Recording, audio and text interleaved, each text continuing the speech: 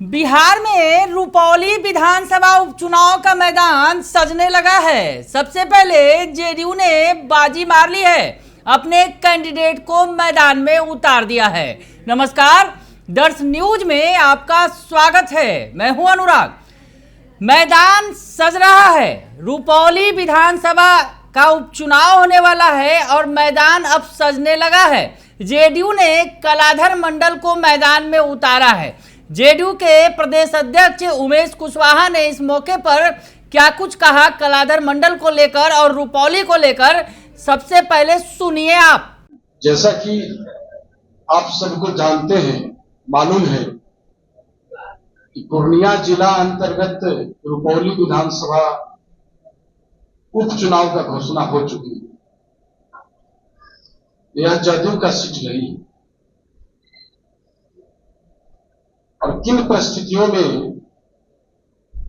उपचुनाव हो रहा है ये भी आप लोग भली भांति जानते हैं। रुपौली विधानसभा उपचुनाव के लिए हम लोगों ने अपना उम्मीदवार तय कर लिया। इस विधानसभा चुनाव के लिए एनडीए समर्थित जो हमारे जदयू के जो उम्मीदवार हैं, उम्मीदवार होंगे श्री कलाधर प्रसाद मंडल। हम लोग के माननीय मुख्यमंत्री, पार्टी के सर्वमान्य नेता, पार्टी के राष्ट्रीय अध्यक्ष नीतीश कुमार जी ने तय कर दिया, बड़ी सोच समझकर इन्हें अपना उम्मीदवार बनाया है। ये दल के प्रति इनकी निष्ठा और इनकी जो जमीनी तौर पर इनकी जो सक्रियता है, इस पर कोई संदेह नहीं है। काफी दल नीचे से जुड़े हुए व्यक्ति हैं और काफी पहले से राजनीतिक में सक्रियता इनकी काफी रही।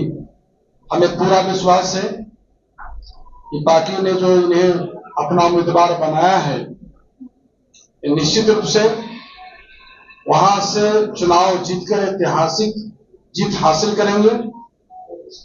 यह हमें पूरा विश्वास है। एनडीए के उम्मीदवार के रूप में रुपौली से जीत दर्ज कराएंगे।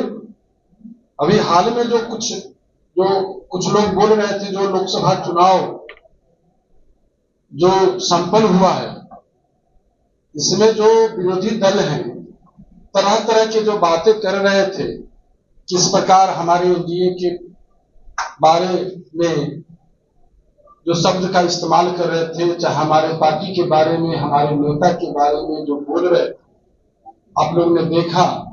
हम तो जनता का शुक्रिया अदा करते हैं, पूरे बिहार और देश की जनता को। जनता ने हमें जो एनडीए के पक्ष में जनादेश दिया और जो लोग इधर उधर करने वाले थे, ये सुने ही होंगे कि झूठ का जो है लंबी आयु नहीं होती है और जो है सच का जो है आर नहीं होता है। सच सच होता है। तो हमारे नेता नीतीश कुमार जी के नेतृत्व में बिहार की सरकार चल रही और बिहार के लोगों का पूरा पूरा भरोसा है उनमें, और सब जगह हम लोगों ने बहुत अच्छा बेहतर प्रदर्शन किया है। हमें यह पूर्ण विश्वास है कि इस बार भी जो है हम लोग का जो उपचुनाव हो रहा है रुपौली विधानसभा क्षेत्र का, उसमें भी हम लोग ऐतिहासिक जीत हासिल करेंगे, ये हमें पूरा विश्वास। तो इसी अवसर पर जो हमारे नेता माननीय मुख्यमंत्री नीतीश कुमार जी ने जो कलाधर प्रसाद मंडल जी को उम्मीदवार बनाया है, कलाधर प्रसाद मंडल जी बैठे हैं और हम लोग जो है आज इनको हम लोग सिंबल अभी देंगे। और भी कोई आपको जहन में किसी प्रकार का कोई बात है तो आप रख सकते हैं उस पर। तो सुन लिया आपने कि जेडीयू ने कलाधर मंडल को मैदान में उतार दिया है। रुपौली की बात करें तो जेडीयू ने अपने पत्ते साफ कर दिए। अब बारी है दूसरी तरफ की, यानी आरजेडी की तरफ से कौन उम्मीदवार होगा। तो आपको बताएं कि रुपौली की पहले विधायक रह चुकी हैं बीमा भारती, वैसे में बीमा भारती को यहां से पूर्णिया से लोकसभा चुनाव का टिकट दिया गया था आरजेडी की तरफ से, लेकिन वो बुरी तरह हार गई। उसके बाद अब चर्चा है कि रुपौली में किसे टिकट दिया जाएगा। हालांकि आपको बता दें कि पप्पू यादव की क्या चाहत है। पप्पू यादव जो पूर्णिया से नए सांसद बने हैं, उनका कहना है कि रुपौली से कांग्रेस अपना कैंडिडेट मैदान में उतारे। पप्पू यादव जो सांसद हैं, जिन्होंने आरजेडी कैंडिडेट को पूरी तरह से पूर्णिया के मैदान में पटकनी दी है, वो ये बातें कह रहे हैं। पप्पू यादव कांग्रेस में फिर से शामिल हो गए हैं। कांग्रेस से उनकी जो कांग्रेस में वो शामिल हुए थे, उसके बाद वो उन्हें टिकट नहीं मिला था तो वो निर्दलीय मैदान में उतरे थे। हालांकि फिर से वो कांग्रेस के साथ हैं। वैसी स्थिति में पप्पू यादव कांग्रेस की तरफदारी कर रहे हैं। तो दूसरी तरफ हम आपको बताएं कि जो चर्चा हो रही है कि बीमा भारती के पति अवधेश मंडल को यहां से टिकट दिया जा सकता है। हालांकि बीमा भारती के बेटी का भी नाम काफी तेजी से उभरा था, लेकिन जो बातें निकलकर सामने आ रही हैं कि बीमा भारती के पति अवधेश मंडल मैदान में उतर सकते हैं। तो इधर से कलाधर मंडल को टिकट दे दिया गया है जेडीयू की तरफ से। आरजेडी की तरफ से कौन उम्मीदवार होगा ये देखना होगा। लेकिन अब आगे क्या होगा, किस तरह से रुपौली का मैदान सज रहा है। जैसा कि हम बता रहे हैं, बीमा भारती ने विधायकी पद से इस्तीफा देकर लोकसभा का चुनाव लड़ा, लेकिन इस सीट पर जो आयोग ने उपचुनाव की घोषणा की है, 21 तारीख से नॉमिनेशन शुरू हो जाएंगे। और इस बार महागठबंधन में इस सीट पर किस दल का उम्मीदवार मैदान में होगा, इस फैसले का इंतजार है फिलहाल। लेकिन बीमा भारती पर तमाम निगाहें टिकी हुई हैं और तरह तरह की सियासी चर्चाओं का बाजार गर्म है कि बीमा भारती क्या करेंगी। बीमा भारती को लोकसभा का टिकट दिया गया, चुनाव बुरी तरह हार गए। और अब चर्चा ये है, जो बातें निकलकर सामने आ रही हैं कि बीमा भारती अपने परिवार के ही किसी सदस्य को चुनाव लड़वाना चाहती हैं इस बार विधानसभा में।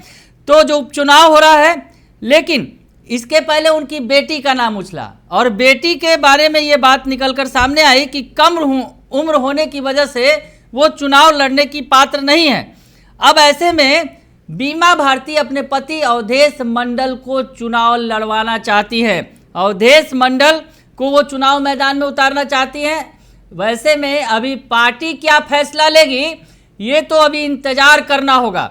लेकिन जिस तरह से जो मैदान हम कह रहे हैं कि सज रहा है, कलाधर मंडल को जेडीयू ने टिकट दे दिया है, मैदान में उतार दिया है। दूसरी तरफ से कौन बनेगा, और जो चर्चा ये आ रही है कि भाकपा ने भी मूड बना लिया है। लेकिन अब क्या होगा, आगे देखना होगा कि किसके पाले में ये सीट जाती है। भाकपा ने भी तय कर लिया है कि पूर्णिया के रुपौली विधानसभा में होने वाले उपचुनाव में पार्टी अपना उम्मीदवार उतारेगी, यानी सीपीआई ने। तो ऐसी स्थिति में महागठबंधन के अंदर जहां पप्पू यादव कह रहे हैं कि कांग्रेस का कैंडिडेट मैदान में होना चाहिए, बीमा भारती जो आरजेडी में है वो चाह रही हैं कि उनके परिवार के किसी सदस्य को आरजेडी से टिकट मिले, और अवधेश मंडल का नाम सबसे आगे है। और उसके बाद सीपीआई ने भी मूड बना लिया यहां से चुनाव लड़ने का, यानी महागठबंधन के अंदर सिर्फ फुटबॉल की स्थिति है। इस बीच जेडीयू ने बाजी मार ली है और पूर्णिया के रुपौली विधानसभा उपचुनाव में कलाधर मंडल को मैदान में उतार दिया है। अब आगे देखना दिलचस्प होगा, होता है क्या। बने रहिए दर्श न्यूज के साथ, तमाम खबरों से आपको अपडेट रखेंगे। फिलहाल के लिए इतना ही, धन्यवाद।